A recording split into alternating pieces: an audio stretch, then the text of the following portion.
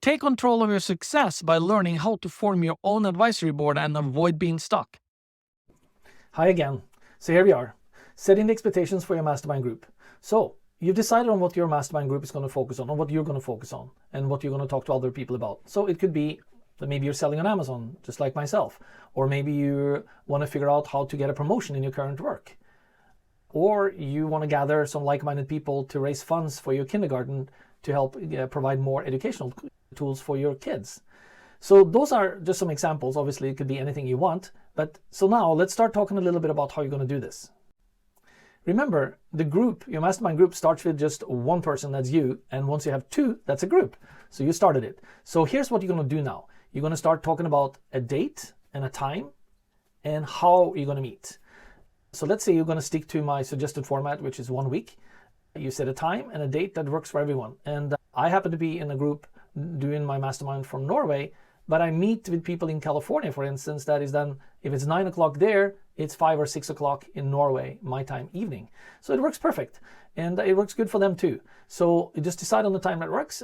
And obviously you start with the first member, and you can obviously then be flexible to move the time so that you all can be able to attend at the most convenient time, okay? And then, of course, you're going to decide on what format to use. And that's discussed in another recording. And that's either the free flow 15 minutes, or it could be the 15-minute section each, or it could be a hot seat format. That's some of the formats that I'm talking about that you can choose. And you decide that with your members. And that also has to do with how many members you have in your group as well, at least to some extent. And then what's very important is that you as the members, all of you, need to agree on certain basic rules. Okay, and that has to do with timeliness, it has to do with attendance, it has to do with confidentiality, and also we have to go in there with the attitude that we're there to give more than we receive. And, that's really, really a key formula for this mastermind, so that it has a healthy place to be. Because if we're there just to listen and not participate, guess what? That's not going to work. And we've had members that we've had to deal with before that just weren't contributing. And we brought it up in a little meeting. So I did a private meeting with a couple of other people where we discussed this member.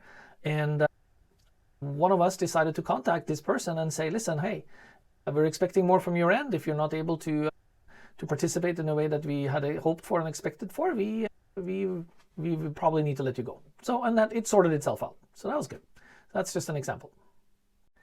Because remember, we're here to create a space where we can grow and feel safe and also help each other. And so we need to have those expectations met by all the members.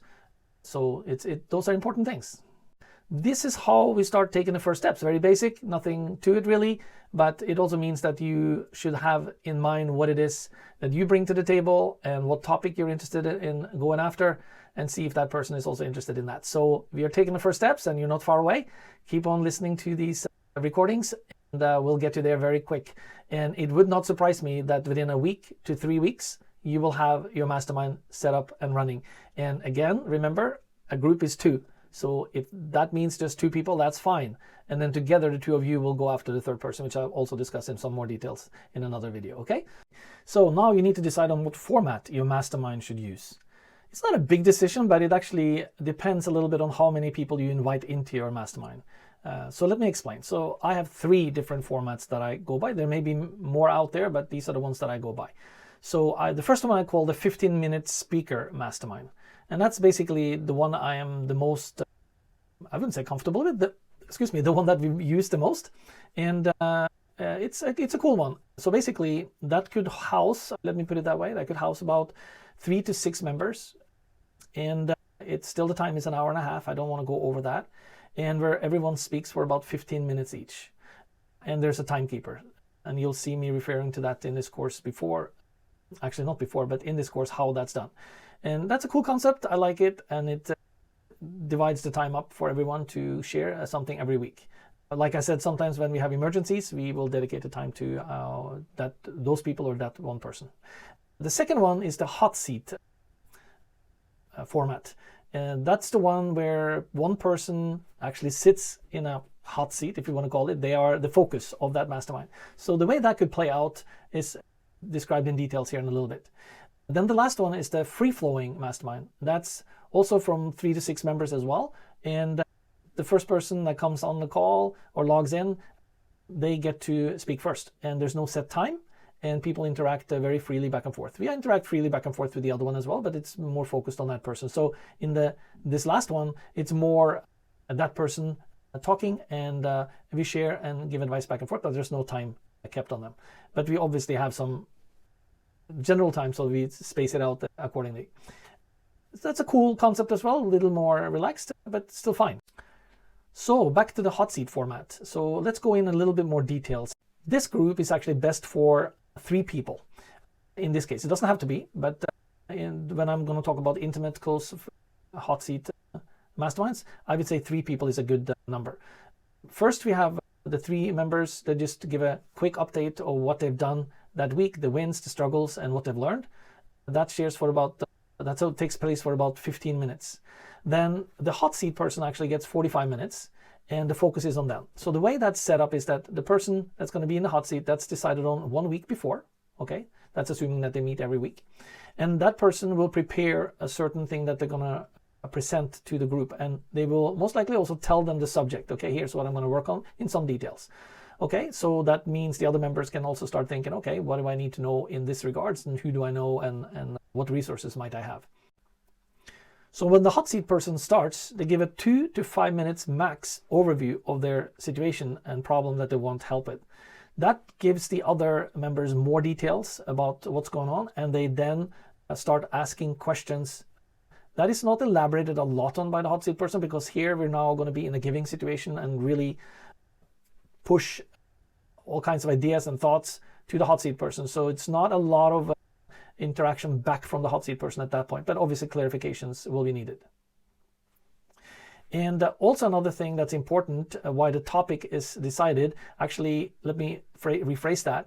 The topic is decided, and the person in the hot seat will state up front when they start, here is the problem I have, and I'm trying to solve this problem because I'm hoping to get such and such a result. So they actually state up front what it is that they're the outcome that they're hoping to get from this. This makes it easier for everyone in the group, or the presentation, I should say, to stay on track. So if one person is deviating off track, or that's not moving towards that goal, the other person might say, hey, let's stay on this. And this could be the moderator, that could be you saying, but if you're in hot seat, obviously you won't be doing that, but you'll be staying and pointing that person or pushing that person back to the focus that we need to focus on. So the goal of the other members is to give that person obviously tangible things they can do, maybe introduce them to a person, or they have a contact that can fix something for them, or they have a resource, or they have experience in exactly that, how to solve it. So that's really key, because we want to give that hot seat person as much tangible stuff to do as they can to solve their problem and take them to the next level. Then at the end, the hot seat person will actually state back what they learned, what the takeaway was, and what they will do. So that's a very important part of the whole process, because obviously the hot seat person must take notes and write pretty quickly during the presentation, but we want them to state back what it is that we want them to do, and what they're planning on taking action on. And that's very important, because this has to do with accountability, has to do with clarification, that they understood what was given to them, because it may have been misunderstood, or that's when the other person can say, hey, it wasn't that what I meant, but I meant to say it this way, or I meant for you to do this and that. So it's a good part of the whole process. So that could be probably delegated about 5 to 10 minutes tops for that. Okay, so that's a little bit about the 3 types of masterminds you can be in. So obviously it has to do with how many people you invite in.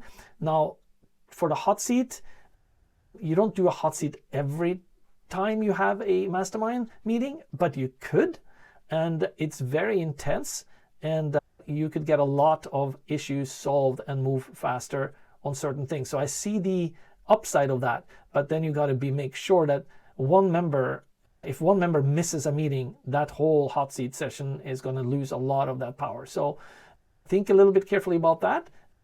But you can also throw in a hot seat into the mix for the other types of masterminds as well, which I actually suggest, because it's a great way to really pick up some, I'd say, speed or momentum in a group, and it can do a lot of great things for just getting the flow of communication and intensity going. So anyway, that's it. So thanks for watching. Make sure to click below, leave any comments or suggestions or questions.